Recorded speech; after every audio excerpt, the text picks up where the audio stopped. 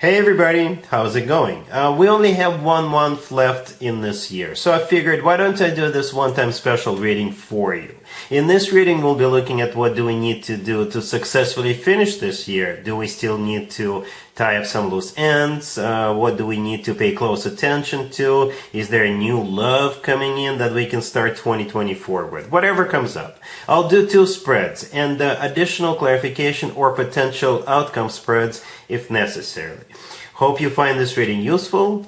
Please like, share, and subscribe to support this channel. Here's the first spread, Pisces. We have the Four of Cups clarified by Temperance. We have the Fool clarified by the Moon. We have the Empress. And we also have the Nine of Wands on the bottom of the deck. You could be dealing with a Sagittarius, Aries, Libra, Taurus, or any zodiac sign. As a matter of fact, I was just sitting here and looking at this spread, and it kind of dawned on me what's actually going on here, right? I think by the end of the year, you're suggested or you're advised taking care of yourself, self-care. And for some of you, in December, there are usually a lot of parties, right? A lot of holiday parties, parties at work, parties with friends, family, what have you.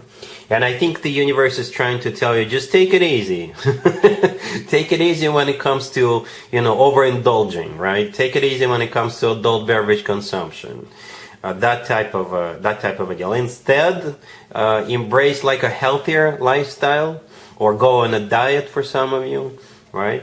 That's what I see here. I honestly don't know how many people this will resonate with, but perhaps you needed to hear this message, all right? And all of this is before the end of the year. Yeah, we actually start with the Four of Cups clarified by Temperance. Four of Cups is a card of a rejection, right? And I think in this case, you're not rejecting someone, but you're rejecting, overindulging. You're rejecting overeating or over adult beverage consumption, right?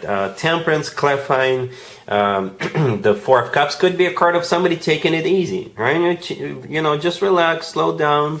It's also a card of healing. Perhaps this will involve healing for you from something, from whatever. We also have the Nine of Wands on the bottom of the deck. This is a card of a wounded warrior, but it's also a card of somebody who is like, you know what, I'd rather not. I'd rather not do this. I'd rather not drink too much, eat too much, smoke too much, I don't know, whatever it is that you do, right? In the middle, we do have the Fool clarified by the Moon. The Fool could be interpreted as a card of liberation, all right? And I think this is you being liberated from eating, drinking, what have you, all right? Basically embracing a healthier lifestyle. The Moon clarifying the Fool card, that's your major arcana card. That's you. Right? And the last card that came out is the Empress. The Empress could be interpreted so many different ways. One of the ways to interpret it is a card of self-care. It really is. One of the ways to interpret it is self-care, taking care of yourself. Putting yourself up on a pedestal. Put yourself first, especially, if you're going to parties and there's drinking. You don't always have to drink along with them or eat all that, all that food. You know what I mean? Again, I don't know how many people this will resonate with, but that's the way I see this. Perhaps, yeah, it's time for you to do this before the end of the year. All right, Pisces, I don't see a point of getting like a clarification or an additional spread for this. But, if you take a closer look at all these cards, most of these cards feature one person in them, right? In the Four of Cups, there's one person. In the Fool, there is one person. In the Empress, there is one person. In the Nine of Wands, there is one person. There is a deity in the Temperance card, right? Or an angel. And they're there by themselves. So it's all about you, taking care of yourself. All right? So yeah, let's move on. Let's take a look at another situation real quick. Here's another situation for you, Pisces, that you are suggested to pay close attention to before the end of the year. We have the Six of Cups clarified by the Queen of Wands and the Page of Cups. We have the Sun. Then we have the Queen of Cups clarified by the Two of Pentacles. And we have the Wheel of Fortune on the bottom of the deck. You could be dealing with a fire sign, Aries, Leo, Sagittarius, or any zodiac sign. All right, so you will have an invitation. Or there's going to be like a message coming your way from this Queen of Wands. This is most likely somebody from your past. All right. There's also a lot of children on the table, right? In the cards.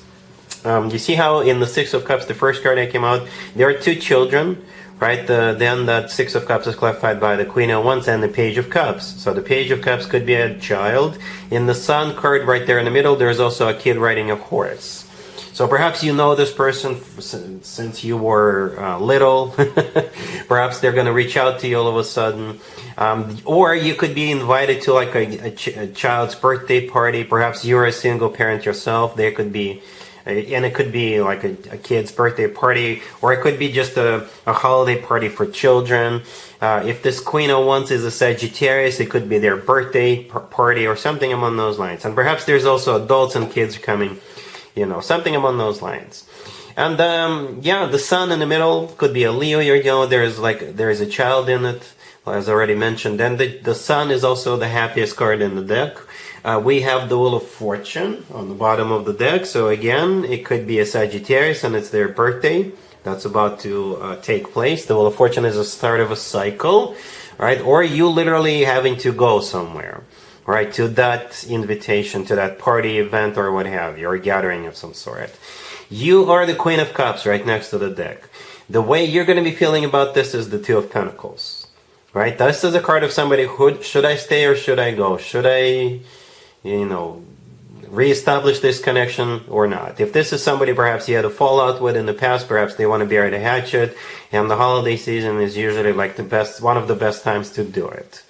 All right, so you do have an invitation coming your way, but you're not going to be sure whether you want to go or not.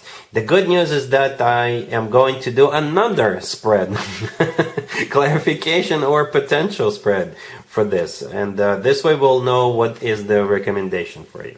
All right, cool.